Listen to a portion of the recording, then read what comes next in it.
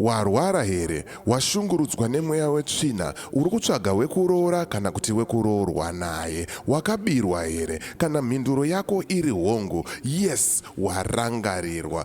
St. Angel's Apostolic Church presents Crossover Night with the Bishop Samuronda live in South Africa, 31st of December, time 8 p.m. till 6 a.m. Venue, Lord Kanyile Community Hall, Ivory 2 Midrand in South Africa. Healing and deliverance, plus one-on-one sessions available. For more information, please contact the numbers on your screen. Uyai tiyambuke tiri pamwe chete muchitima chemweya. Greetings, greetings, greetings, and more greetings to you good people. My name is DJ Oli and welcome to Point 5 Creative Studios. Chitubu che content, chitubu chisingapu, chitubu chinonwane munhu wese, chitubu chakavhenekwa chikaongororwa nana mazvikokota kunzi aiwaka. Chitubu ichi chine content iri healthy, content iri clean, content yakachena yakakodzera kunge chikonsumwa nemunhu akata kunge iwewe. Ndosaka uri panapa muzuva ranhasi. So if it's your first time here, dzvanya subscribe button and the notification bell so that you don't miss out on any exciting content uploaded.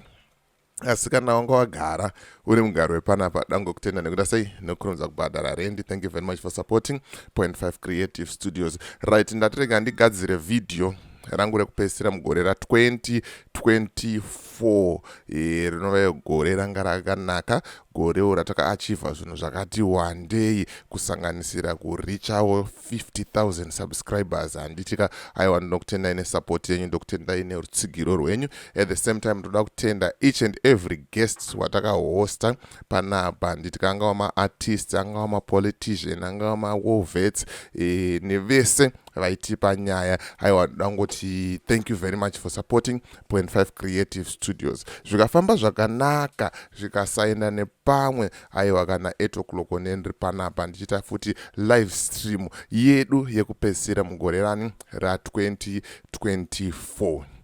Right, zvamanje manje turikuvapinza busy ende havasi kurara, vari kuvhunduka nenyaya yekuti tiri kuzvifumura ende tiri kuzviratidza zvese zvavari kuita. Uori hwese panapa ndo pauri kutaurwa kunzi aiwa onai pabhaiziki apa, onai pabhaiziki apa. Maizviziva here kuti Zinara iri kuita mari, iri kutora mari zvemhando yepamusoro? Ndozvandoda kuti ndikunzwisei panapa kuti ma-millions and millions and millions of dollars ari kubiwa nevanhu ava. Isusu tichiramba tichingorwisana paintaneti, tichingorwisana pamaspaces nepaX, tichita zvinhu zvisina kana maturo ese, but vamwe vanhu vari busy kuba mari.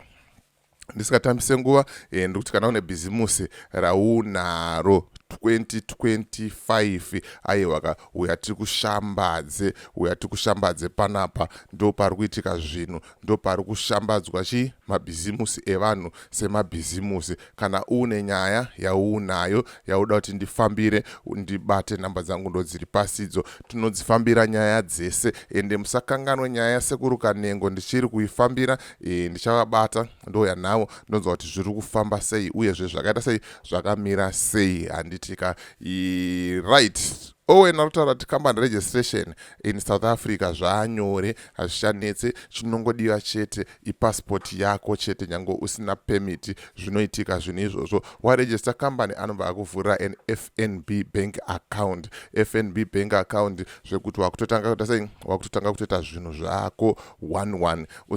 Usina pressure nevanhu. Handitika ndoziva kuti pa New Year apo tichange tichidya zvakasiyana siyana, tichinwa zvakasiyana siyana, tichasangana nezvakawanda, but hutano hunoda kukosheswa. Ndo patiri kuti bata nyari kana kuti wobata koni vasikana vephytomed avo, ndo vanhu vacho vari kuita zvinhu vokuita sei, vokuplaga negwenzi chairo ogadzira system yako. Handitika saka kana uri kuSouth Africa bata nhamba dzakanzi South Africa dzotaura nakoni, kana uri kuZimbabwe bata nhamba dzakanzi Zimbabwe dzotaura nani nemusikana anonzi Nyari. Handitika right, rega ndipinde munyaya yangu ndimbokuratidza iwo mashura andinawo panapa, mashura andasangana nawowo mukufambawo kwanga ndichita sei, ndichingoitawo. Rega tinzo kuti zviri kufamba sei uyezve zvakaita sei, zvakamira sei. Zinara used to operate 29 toll gates. 19 of those are still being operated by Zenara. The other ones that are on the Plumtree, Bulawayo, Harare, Mtare, Forbes Road have been now taken over by another entity that is running those toll gates. But those that are being run by Zenara, they use a software that is used in collecting the funds. The software is being charged at 18% of the revenue collected. To put it into perspective, in 2016, 2017, that translated to $9 million United States dollars for the software annually. Similarly, the software that is being used for the licensing of vehicles at the various outlets that are operated by Zenara, which licensing used to be done at the district office or the city of Harare or other local authorities, that was taken over. And again, there is another 60 million collected from the vehicle license fees, or used to be collected then, which again translated to another $9 million US dollars for the software used for the vehicle licensing. And when right, muri kuzvinzwira mega, muri kuzvionera mega, mamillions ari kutorwa, ende mari idzi imari dziri kufanira kunge dzichigadzirisa migwagwa yatiri kufamba nayo. Imari dziri kufanira kunge dzichiita sei, dzichienda towards kuti migwagwa iyoyo inge yakaita sei, yakanaka. Vanhu vari kupopota, vanhu havasi kufara nazvo. Comment section yanga isiri kana happy, yanga isiri happy zvamu chose nenyaya iyoyi handitika. Zvikanzi so it means the whole Zimbabwe only collects $56.2 million from toll gates, and then ma 6 million mamwe simamanzwa. Zvikanzi kwero software racho rimbori nenyama pakachere rinosvika pakudhura kudai. Zvikanzi Zimbabwe cannot continue to be looted like this.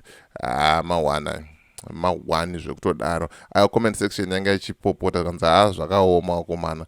Zvikanzi a country with minister. Vanhu mashoko vanenge kuzotaura asiriyo, ngatichade nayo kometi iyoyo. Vanhu vari kwakutotukirira ende vanhu vasomboda kuita izvozvo. Vanhu vari kutaura zvekutopenga. Zvikanzi which other entity iri kutaurwa ngaitaurwe yakatizive. Zvikanzi this is daylight robbery. Zvikanzi I know Smith work when I see it. Pakaipa ndo nyaya iripo iyi, ndo nyaya iri kutaurwa yaswera ichitrenda paX zvamanje manje. Saka ndangoto sevhidhiyo redu rekupedzisira kwegore tongokuudzayo kuti akomana Havasikumira ende ticharamba tichivafumura kusvikira vafumuka kusvika pekupedzisira, nekuti ma1 chaiwo handitika. Ndo zvakandangoya kuti ndikuratidzei muve neNew Year, mupinde mugoredzva zvakanaka. Ndambotaura kuti zvikafamba mushe, internet yangu ikasandibhaizirawo, ndichadzoka panapa na8 o'clock ndozoita my last live broadcast mugore ra2024. Takanonangana kupinda mugore ra2025 handitika. Saka make sure wagara une data, tombouya tosangana panapa toita sei, tokurukura. Musakanganwe futi kuti Bishop Samuronda vane crossover service yavo muzuva ranhasi. Saka kana tiri ikoko ngatingowandirai ikoko handitika. So as for me, DJ Holly and the rest of the crew behind the scenes, it is bye for now. Ngatisangane muvideo rinoteera.